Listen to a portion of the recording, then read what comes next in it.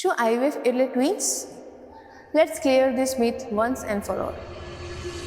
આઈવીએફમાં હંમેશા જોડિયા બાળકો જ થાય એવી માન્યતા ઘણાને હોય છે, પણ આ બાબતમાં બિલકુલ સત્ય નથી. પહેલાંના સમયમાં સક્સેસ રેટ વધારવા માટે 2 થી 3 એમ્બ્રિયો એટલે કે ગર્ભ ટ્રાન્સફર કરવામાં આવતા હતા અને તેથી જ ટ્વિન્સ એટલે કે જોડિયા બાળકો થવાની શક્યતાઓ વધારે હતી. હવે ટેકનોલોજી એટલી એડવાન્સ છે કે આપણે elective single embryo transfer prefer કરીએ છીએ. એક તંદુરસ્ત બાળક અને સુરક્ષિત પ્રેગ્નન્સી એ જ આપણો આઈવીએફનો મુખ્ય હેતુ હોય છે. આઈવીએફમાં ટ્વિન્સ થવા એ ગોલ નથી પણ બાય પ્રોડક્ટ છે. તો તમે પણ સિંગલ એમ્બ્રિયો ટ્રાન્સફર કરીને એક તંદુરસ્ત બાળકની પસંદગી કરી શકો છો. It's about quality not quantity. આઈવીએફને લઈને આવા બીજા કયા ડર તમારા મનમાં છે તે અમને જણાવો.